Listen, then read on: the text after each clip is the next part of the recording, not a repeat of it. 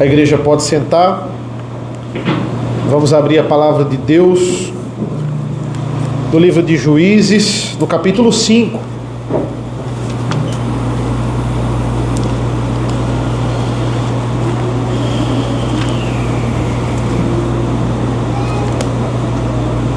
Juízes 5, eu vou ler os 11 primeiros versículos, do 1 ao 11, agora inicialmente.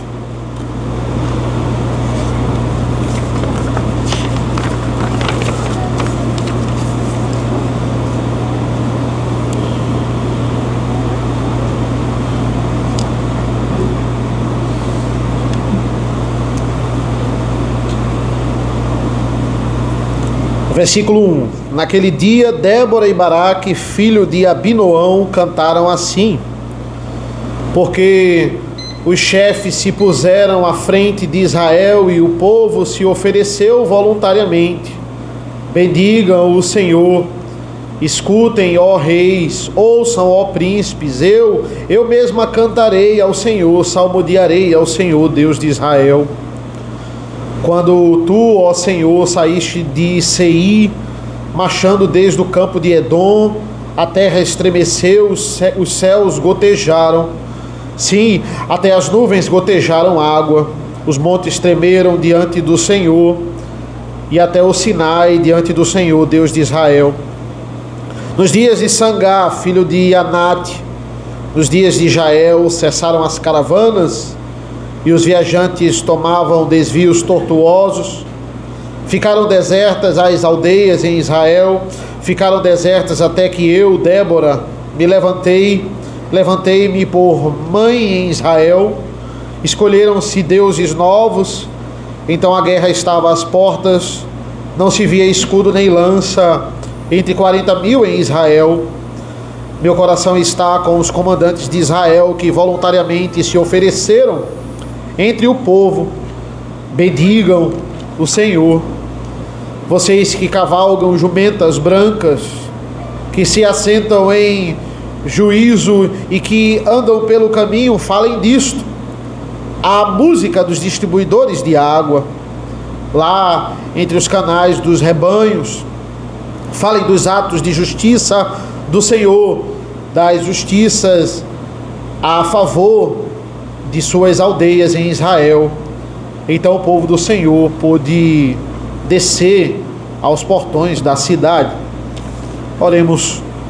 Senhor nosso Deus, nosso Pai, nós pedimos por esse momento, onde vamos mais uma vez meditar na Tua Palavra. Nos abençoa, Senhor, nos concentra, para que o Teu Evangelho ele seja vivo, ele seja eficaz, mais uma vez, aplicado nas nossas vidas. É isso que nós pedimos e agradecemos em nome do Teu Filho amado Jesus. Amém. Irmãos, o que nós temos no capítulo 5 de Juízes é o louvor ao Senhor pelos acontecimentos do capítulo 4, do que houve aqui no episódio de Débora e Baraque. Nós temos aqui uma apresentação maior de quem é Débora, isso é notório aqui, e também a aprovação de Deus ao que Jael fez contra Sísera, o comandante que ela vai matar no capítulo 4.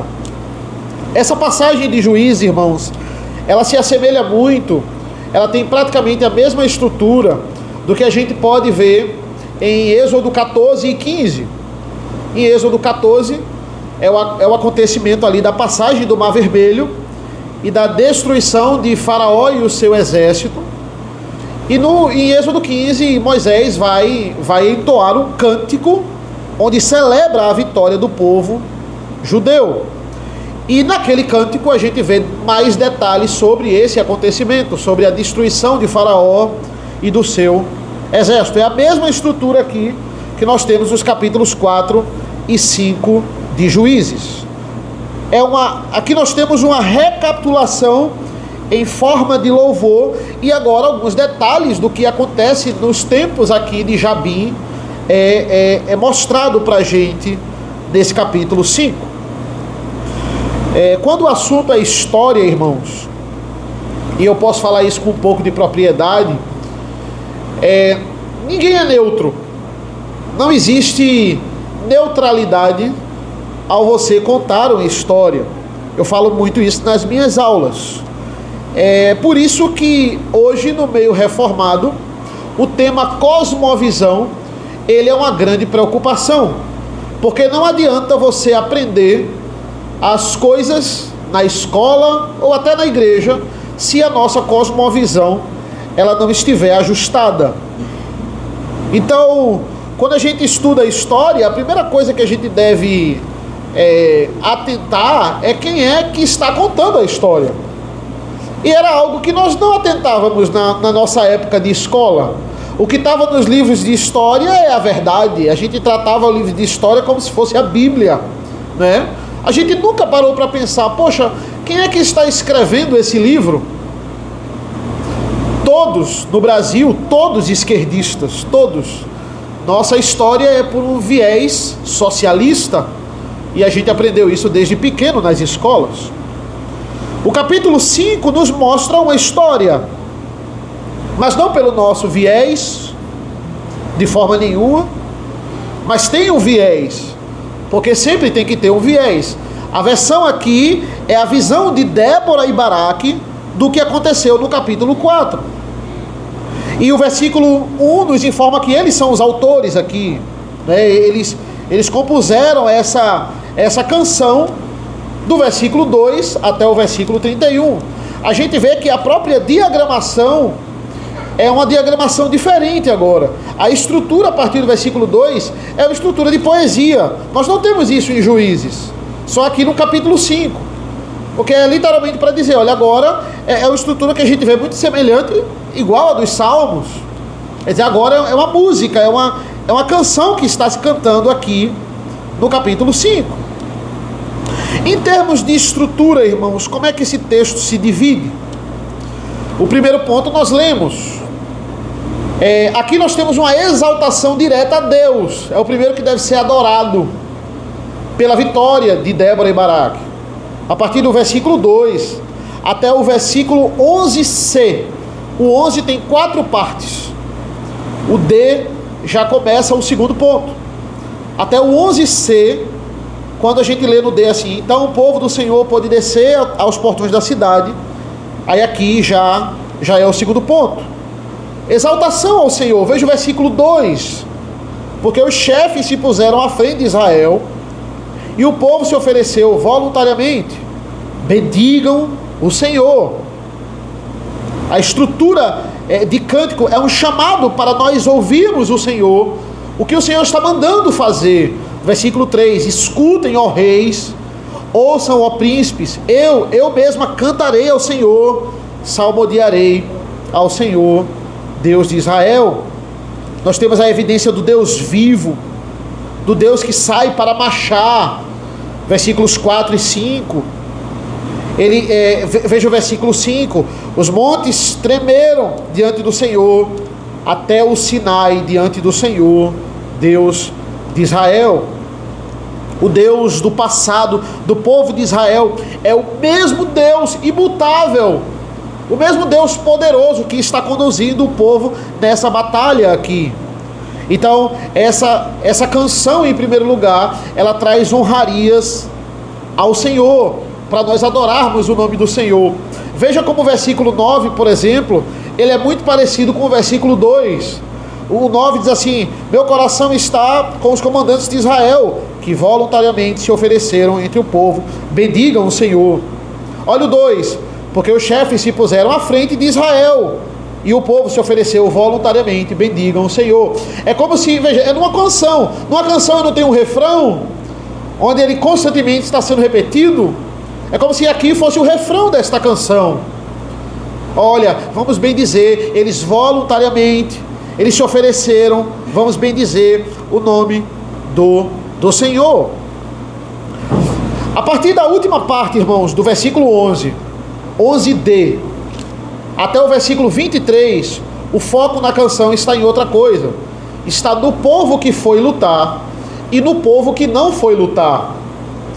Ele faz uma clara distinção aqui em quem ouviu o chamado para ajudar Débora e Baraque e aqueles que não ouviram o chamado.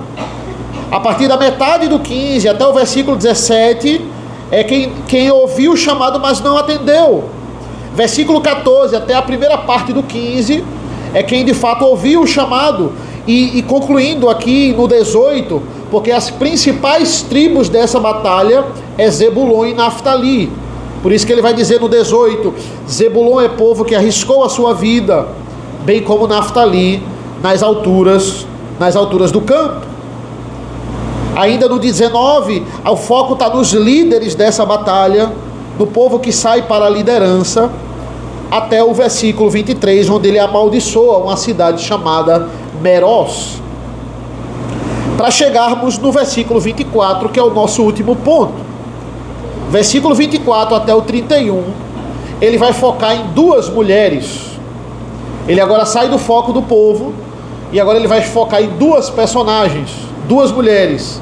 Jael, que ele considera que eles tratam como bendita, como bem-aventurada, como lemos até na semana passada. E ele vai falar da mãe de Sísera. Na verdade, ele faz literalmente, o texto está fazendo uma chacota com a mãe de Sísera. Está ironizando o que ela talvez está pensando. É de fato uma chacota com a mãe de Sísera. Veja o versículo 28.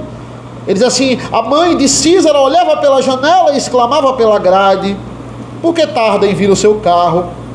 Porque se demoram os passos dos seus cavalos. Anteriormente ele exaltou Jael, e agora ele está desfrutando aqui dessa derrota de Sísera, ainda mais usando a mãe de Sísera nesse contexto, até chegarmos aqui na conclusão, que é o versículo 31. Então, o que a gente tem aqui, não é novidade eu dizer que esse texto não está aqui para nos entreter, ou para que a gente saiba um pouco saciando a nossa curiosidade dos detalhes dessa guerra. Também esse não é o objetivo. Quem foi e quem não foi ajudar, né? Vamos deixar explícito aqui para as pessoas que estão curiosas elas saberem. Não. O objetivo desse texto está no versículo 31. O foco desse texto é o versículo 31, é o alvo, quando diz: assim, ó Senhor, pereçam todos os teus inimigos, porém os que te amam brilhem como o sol quando se levanta no seu esplendor. Esse é o foco.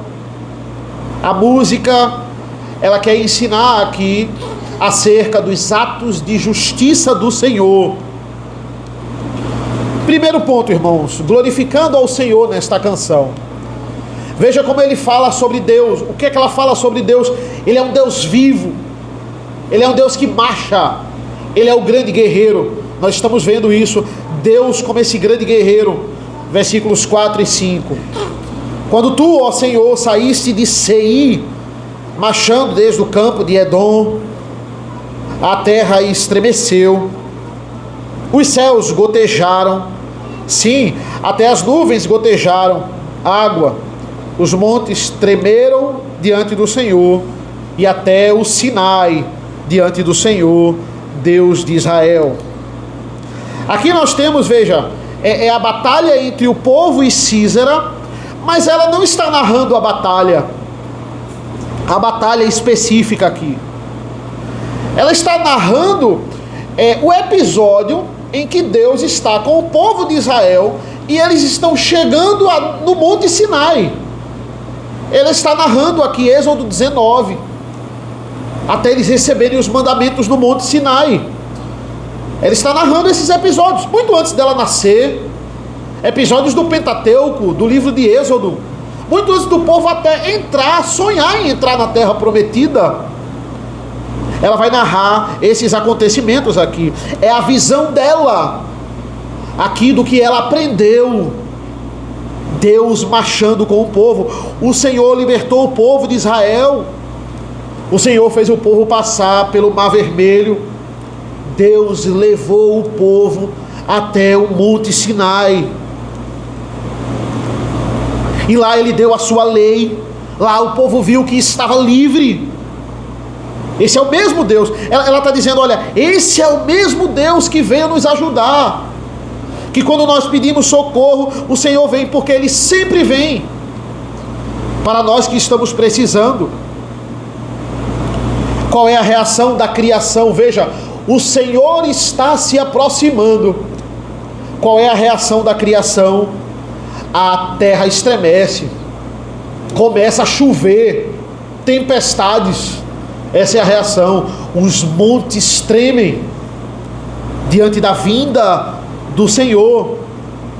Olha como isso não se assemelha, irmãos. Quando a gente vai lá para o Salmo, vá comigo no Salmo 18, por favor, irmãos. Salmo 18, Salmo de Davi. Olha o que diz a palavra do Senhor.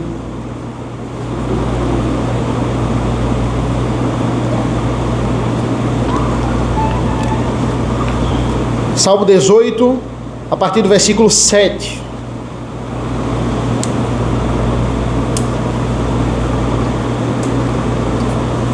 Olha o que diz aqui. Então a terra se abalou e tremeu, vacilaram também os fundamentos dos montes e se abalaram, porque Deus estava irado.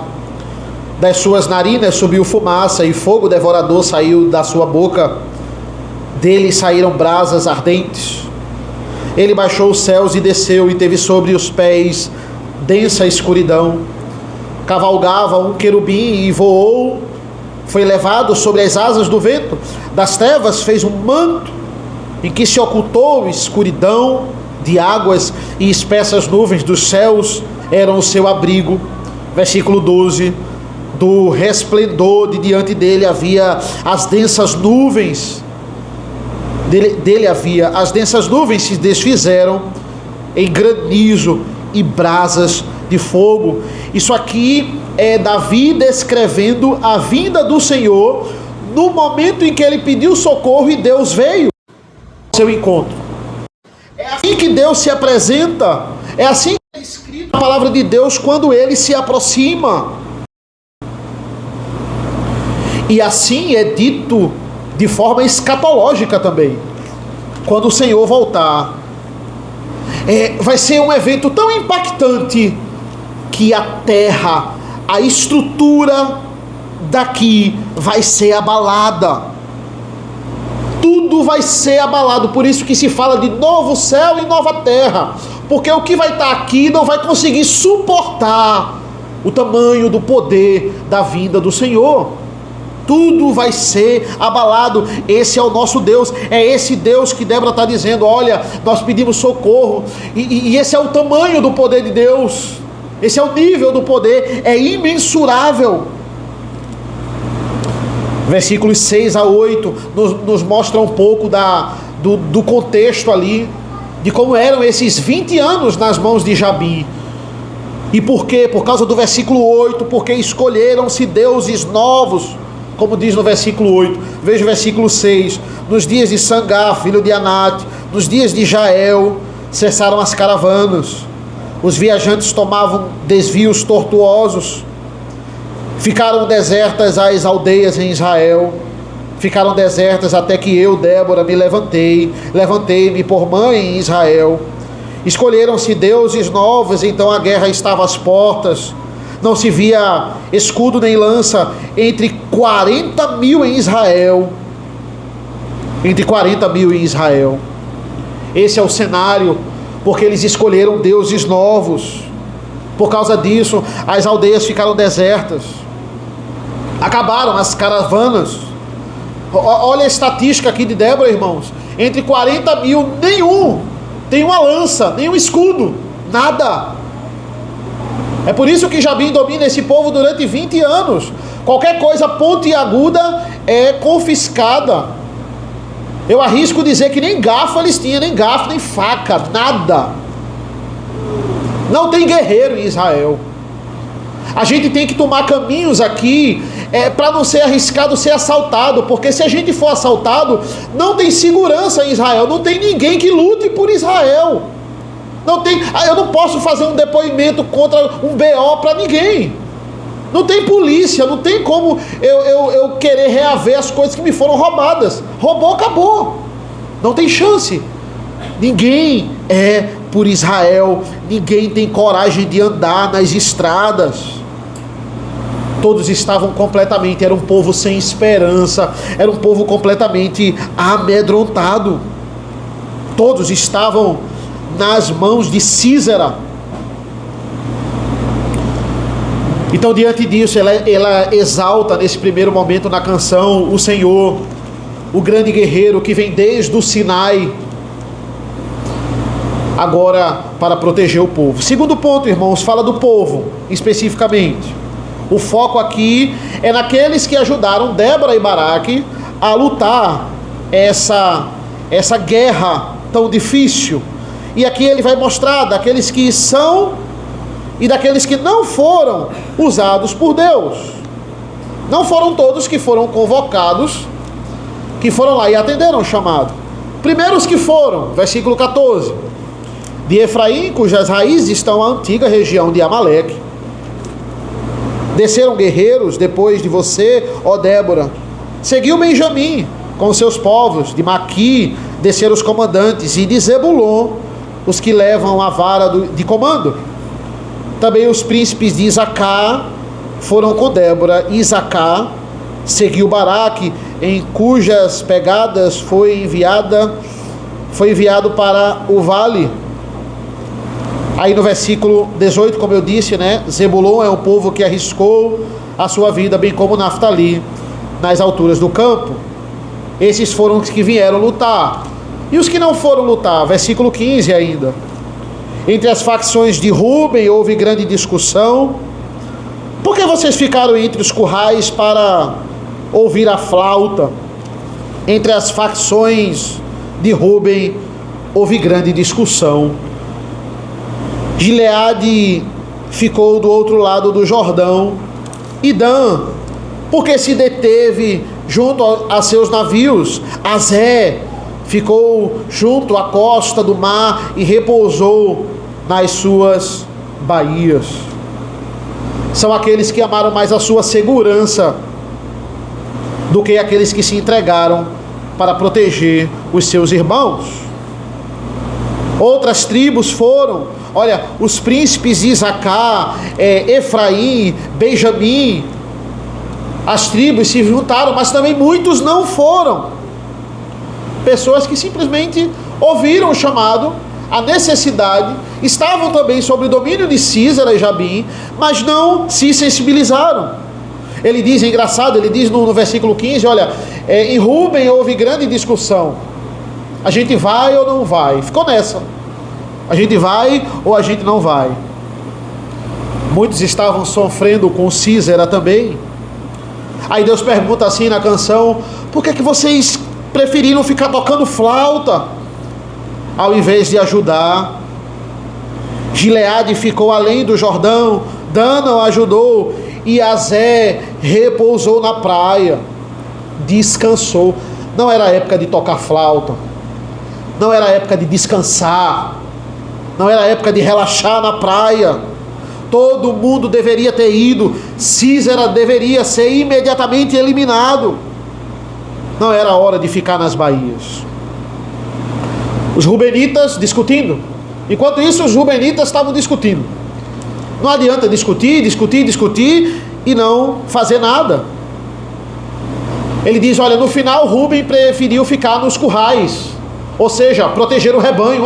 Se a gente for, quem é que vai ficar com o nosso rebanho? Vão roubar o nosso rebanho. Vamos ficar aqui, vamos proteger o rebanho. Irmãos, entendam isso. As nossas memórias mais valiosas são aquelas em que nós passamos com Cristo. O que é que a gente está fazendo para o reino de Deus? Ninguém lembra depois que passou a tarde tocando flauta. Isso não é relevante. Memória com Cristo é mais importante.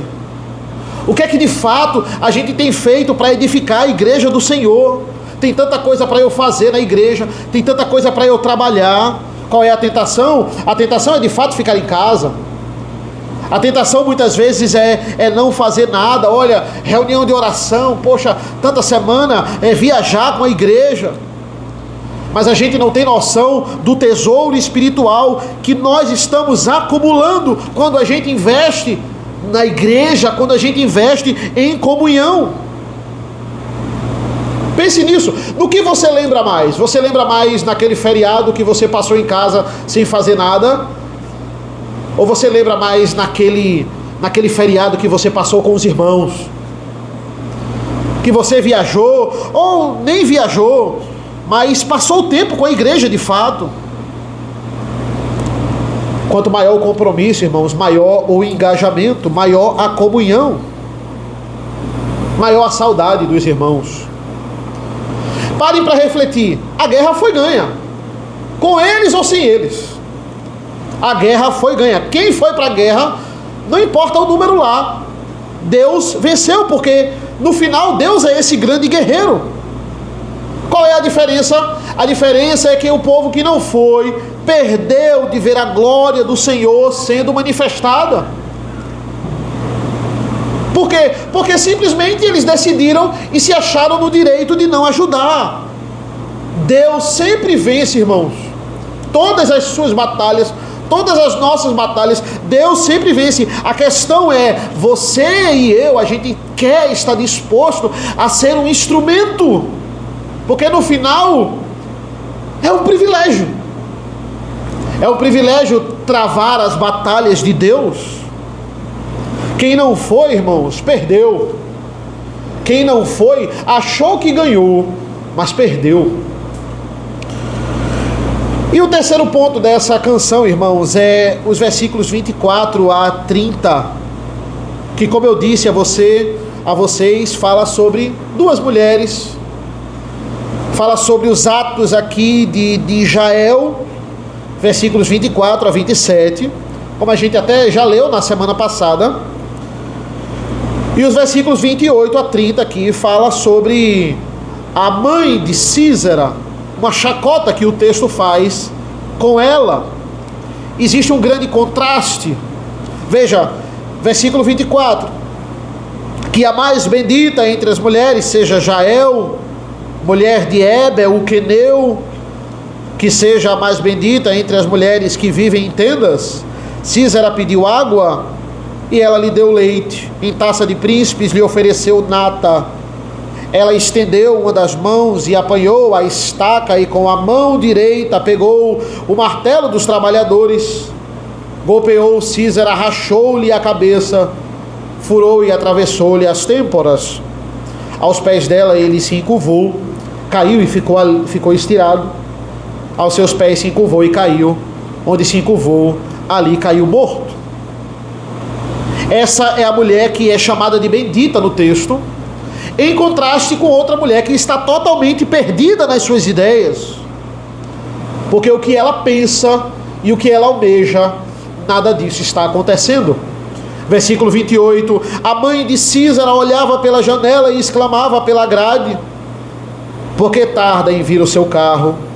Por que se demoram os passos dos seus cavalos? As mais sábias das suas damas respondem, e até ela a si mesma respondia: não é verdade que acharam e estão repartindo os despojos? Uma ou duas moças para cada homem, tecido de várias cores para Císera, tecido de várias cores de bordados, um ou dois tecidos bordados para o pescoço da esposa. Ou seja, uma das mulheres os acompanhava aqui, essas eram as suas conselheiras, ou seja, essa é uma mulher da elite, essa é uma mulher da corte do rei, afinal ela era mãe do general do rei, ela tinha mulheres que os aconselhavam, e a mais sábia dentre elas diz assim: fique tranquila, ele está repartindo os despojos. E olha como ele trata os despojos, ele está dizendo que as mulheres da guerra eram também despojos. Quem eram essas mulheres? As viúvas dos soldados mortos. O que é que ele fazia no final da guerra? Ele repartia essas viúvas. Algo muito comum na antiguidade. É um dos despojos. Ela trata as mulheres como tecidos. Ela vai falar das mulheres, depois vai falar do tecido. Ela fala isso com o mesmo valor. E essas são as mais sábias. Imagina quem era menos sábia. Essa era a mais sábia das mulheres que aconselhavam. Olha a qualidade dessa família. Olha a qualidade dessas mulheres que que acompanhavam essa mãe. O consolo dessas mulheres é: fique tranquila, ele está estuprando as mulheres que restaram lá, e daqui a pouco ele volta. Ele está repartindo essas mulheres viúvas, que acabaram de perder os seus esposos na guerra, ela está repartindo com os outros, e já já ele volta, fique tranquila. Até ela consigo mesma, ela tentava se tranquilizar com isso. Essa é a qualidade da mulher, essa é a qualidade da família de Císera. Sobre isso, irmão, sobre viúvas após a guerra, quando nós vamos para a lei do Senhor, quando Deus fala para o povo de Israel no trato com as mulheres depois da guerra, ele vai dizer: olha, se algum homem de Israel se afeiçoar a alguma viúva, o qual vocês mataram o marido na guerra, você não deve possuí-la. Elas deveriam ir para a casa deles, e durante 30 dias depois, se ele entendesse que ela seria sua esposa, aí ela poderia se casar com ele. A lei era clara, não poderia existir nenhum tipo de abuso, e se ela consentisse com isso, se ela não consentisse, acabou, não poderia existir um casamento. Aí a pergunta que a gente faz é qual é a mulher que iria consentir em casar com o assassino do meu esposo, né? Ou o exército inimigo que matou o meu marido? E respondo para você, naquele contexto, às vezes acontecia, até por uma questão de necessidade financeira. Aquela mulher não tinha como se sustentar, então ela via isso como uma oportunidade. Uma pessoa que tem uma casa construída, uma coisa estabilizada, ele agora me quer como esposa, então algumas consentiam, sim. Entre os samurais, isso era lá no Japão medieval, isso era uma obrigação. Se existisse algum prisioneiro entre os samurais capturado, quem ia cuidar desse prisioneiro era a esposa do marido que ele matou. Isso era considerado uma honra entre os samurais. Olha, ele teve o privilégio de tirar a vida do seu marido, você vai cuidar dele. Mas isso não tem, fiquem tranquilos, isso não tem nenhum respaldo bíblico. Císera, irmão, chega na casa de Jael agora para se abrigar, não era para estuprar, feito ele geralmente fazia, e com certeza a fama dele corria. Agora era como um covarde que estava fugindo da batalha, e ele pensava: não, existe paz entre essa família aqui estrangeira e o meu rei, eles são os únicos que podem me abrigar. Ele pensava: eu estou seguro, finalmente eu encontrei um lugar onde vou poupar a minha vida. Ele apostou o seu sono nisso, porque ele vai dormir de tão confiante que ele estava. Vocês acham que para Jael matar Císera do jeito que matou, ela não sabia dessa fama de Císera? Claro que sabia. A gente viu na semana passada, ela tinha N formas de matar Císera. Ela podia ter envenenado o leite, ela podia ter deixado ele ali dormir enquanto Baraque ou alguém estivesse chegando, mas pegar uma estaca e um martelo e matar como matou. Ela sabia o que esse homem fazia com as mulheres depois de uma guerra. A mãe do opressor, ela é motivo de chacota na canção, e a serva do Senhor, ela é uma bem-aventurada. Olha o versículo 23, vai dizer assim: amaldiçoe Meróis, diz o anjo do Senhor, amaldiçoe duramente os seus moradores, porque não vieram em socorro do Senhor e seus heróis. Enquanto a canção amaldiçoa toda uma cidade, ele chama essa mulher estrangeira. Logo depois, né, no versículo 24, ele chama essa mulher de bendita, ele chama essa mulher de bem-aventurada. É interessante porque a canção vai degustando o que ela fez com Císera, vai relembrando passo a passo. Olha que ideia ela fez, olha que ideia maravilhosa ela fez, está exaltando o que ela fez, vai saboreando a vitória. Todos já sabem, mas a canção detalha como ela matou aquele homem, aquele opressor, aquele estuprador de viúvas. Mas Jael não é o foco desta canção. O foco dessa canção de fato é o Senhor. Escutem, ó reis, versículo 3, ouçam, ó príncipes, eu mesma cantarei ao Senhor, salmodiarei ao Senhor, Deus de Israel.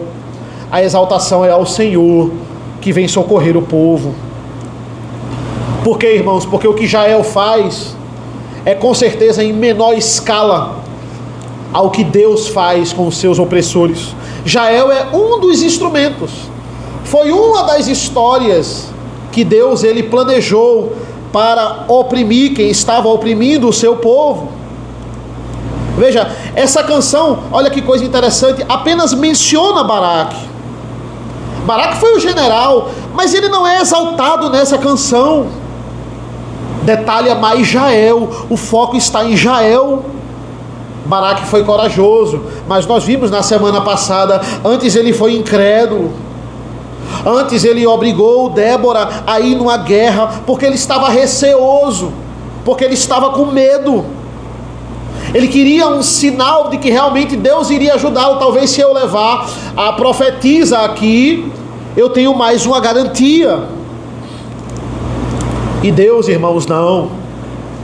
Deus, ele está dizendo aqui na canção, veio desde o Sinai. Veio desde o passado para socorrer o povo. Assim como Jael, uma estrangeira que veio de outras terras. Assim como Deus, Jael veio de longe para socorrer um povo que nem era seu, que ela nem pertencia. Qual é a semelhança nesta canção entre Jael e Deus? Ambos vieram de longe para socorrer o povo. Por isso que a Bíblia vai dizer, Jael é uma bem-aventurada. Por fim, temos a conclusão, versículo 31. Assim, ó Senhor, pereçam todos os teus inimigos, porém os que te amam brilhem como o sol quando se levanta no seu esplendor. É algo piedoso, irmãos, quando o povo se alegra para comemorar e glorificar o seu libertador. Se a gente sofre algum tipo de opressão, irmãos, assim como esse povo sofreu nas mãos de Císera, vai ser assim com todos aqueles que se levantarem contra o Senhor. O Senhor é o grande guerreiro, ele passa por cima dos nossos inimigos, ele passa por cima daqueles que tentam destruir a igreja. Nenhum deles ficará de pé. Não existe paz sem justiça. Alguém tem que pagar pelo pecado. Esse é o refrão da palavra de Deus. A solução da igreja passa pela justiça. O que é que a Bíblia nos descreve? Nós somos inimigos de Deus, nós somos filhos da ira do Senhor. Mas Ele não nos pune, Ele pune Jesus. Muitas pessoas perguntam, né? Você quer que Deus seja justo ou misericordioso com você? Aí a gente diz, misericordioso, justo não. John Murray, no seu estudo sobre justificação, ele vai dizer, Deus não é justo conosco. Ele nega a sua justiça quando é misericordioso? Não. Deus, ele é justo conosco também, porque ele não pode negar o seu caráter de justiça e ser só misericordioso com a gente. Conclusão de John Murray, Deus é justo conosco no Filho. Por isso que nós podemos entrar no céu, porque Cristo morreu no nosso lugar. Ele é justo conosco, só que no Filho. A Bíblia vai nos chamar de, aqui na canção, amados que brilham como o sol, porém os que te amam brilham como o sol quando se levanta no seu esplendor. Diante disso, irmãos, eu tenho 3 rápidas aplicações desta canção.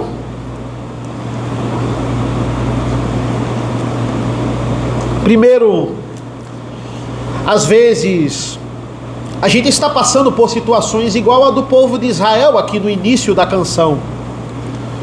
Situações, irmãos, onde nós estamos amedrontados, onde as nossas armas, aquilo que a gente acha que poderia nos proteger, não está nem ali disponível para a gente. Simplesmente se foram, e o pior, a nossa esperança se foi. Mas a canção, ela está nos confortando, ela nos conforta nessa noite.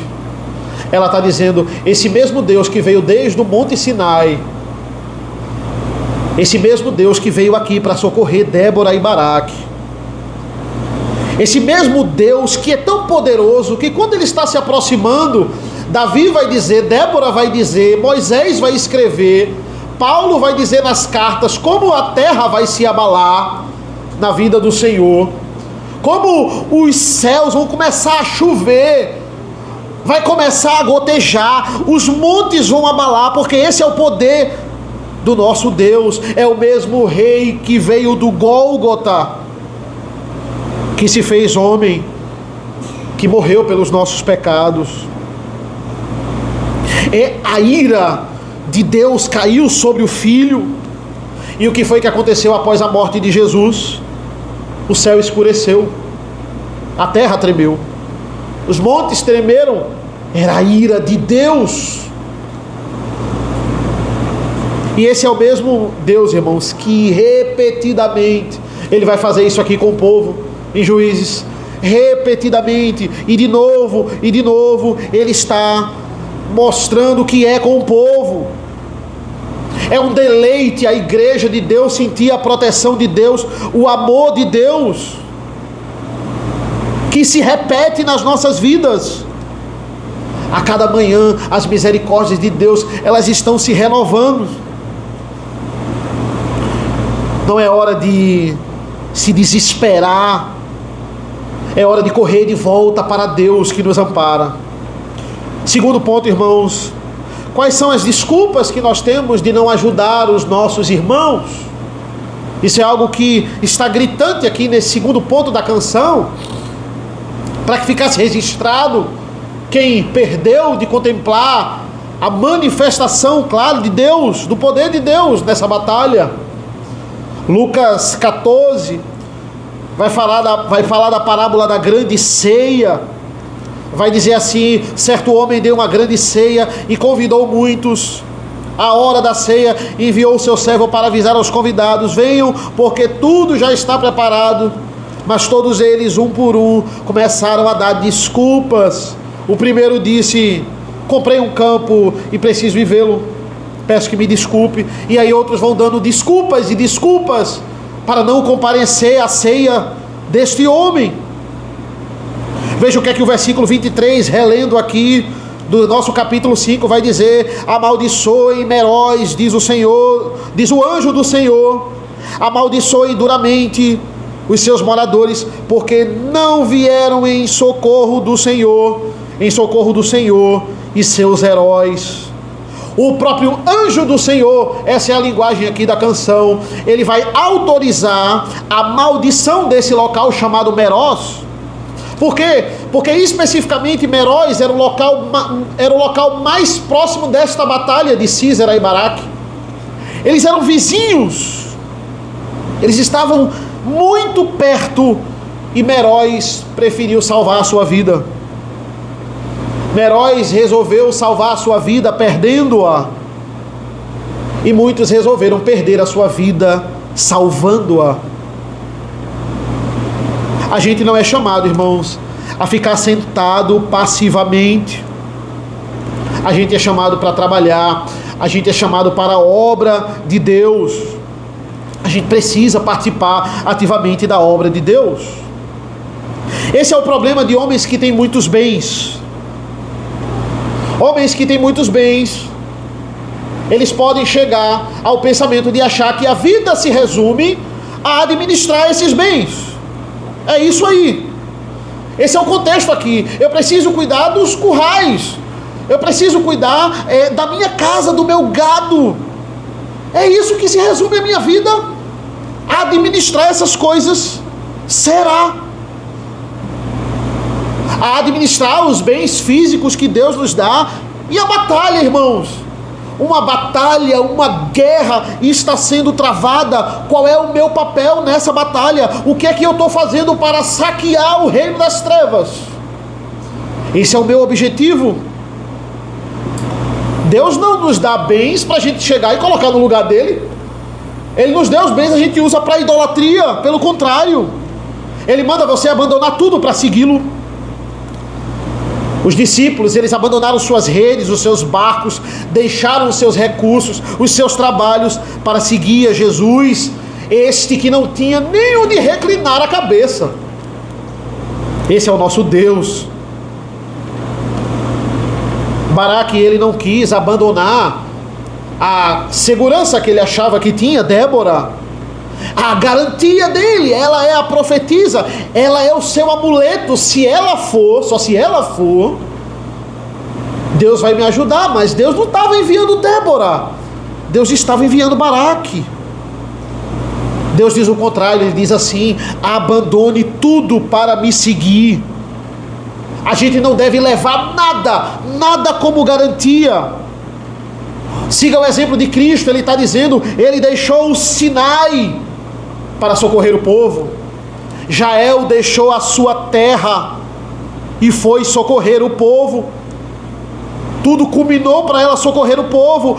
O homem, ele deve deixar pai e mãe para se unir à sua esposa. Por isso que o casamento é um mandato e também um ato de fé. Veja como tudo na narrativa bíblica converge para isso. Abraão, deixa a tua terra, deixa a terra da tua parentela e vem seguir as minhas promessas.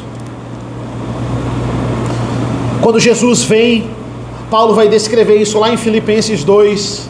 Ele vai dizer: tenham entre vocês o mesmo modo de pensar de Cristo Jesus, que mesmo existindo na forma de Deus, não considerou ser igual a Deus algo que deveria ser retido a qualquer custo. Pelo contrário, ele se esvaziou, assumindo a forma de servo. O que é que Paulo está dizendo? Deus, ele também, Jesus, ele deixou o seu trono de glória para nos resgatar dos nossos inimigos. Quantos irmãos abandonam o ministério? Paulo vai dizer lá na segunda carta a Timóteo: olha, em minha defesa não veio ninguém em minha defesa. Na minha primeira audiência ninguém veio. Ali quem viesse para defender Paulo já ia preso automaticamente. A ira do império já estava contra ele, então ninguém vai.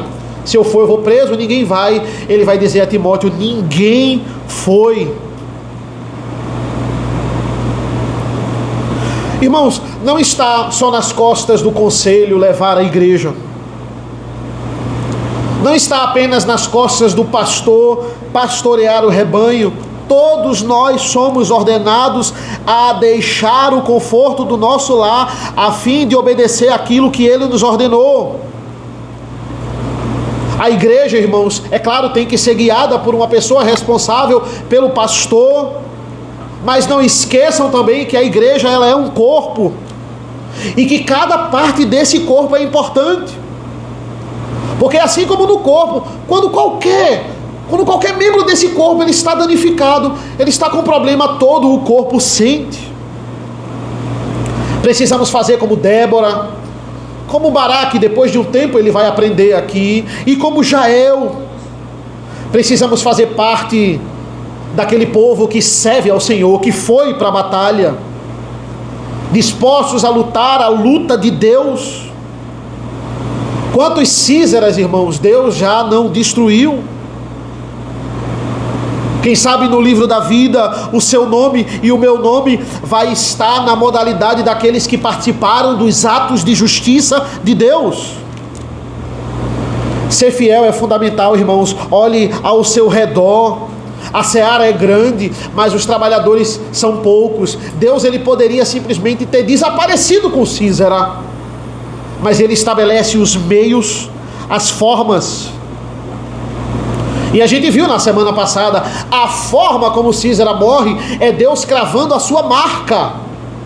É para ele mostrar para o inimigo e para o povo de Israel: só Deus para fazer isso. com Císera. A forma como ele morreu, só Deus para providenciar isso. E ele nos usa para abençoar, ou não, algumas vezes. Ele também nos usa, como aqui foi usado Baraque e Jael, como objetos de punição. E eu não posso fugir quando eu contribuo para pacificar, e também quando eu devo contribuir para... quando algo é pacífico, algo é conflitante ali. Ah não, eu só quero participar das coisas pacíficas. Eu só quero participar dos atos de honraria. Eu não quero participar das guerras. Não. Deus nos chama para travarmos as suas batalhas. E para concluir, vamos mais uma vez o versículo 31. Vai dizer assim: ó Senhor, pereçam todos os teus inimigos, porém os que te amam brilhem como o sol quando se levanta no seu esplendor. E a terra ficou em paz durante 40 anos. Lutero, comentando sobre o Pai Nosso, a oração do Pai Nosso, ele vai dizer que no trecho de venha a nós o teu reino, ele diz que ao mesmo tempo estamos pedindo também, quando a gente diz venha a nós o teu reino, a gente está pedindo para que todo reino que se levante contra Deus seja de fato exterminado. E olha como isso concorda com a petição de Débora nessa canção: assim, ó Senhor, pereçam todos os teus inimigos. Quando o reino de Deus se levantar na sua plenitude, todos os inimigos irão perecer por completo e de uma vez por todas. Ela não está pedindo aqui: ó Senhor, destrói Jabim e Císera, destrói este exército. Não. Assim, Senhor, pereçam todos os teus inimigos.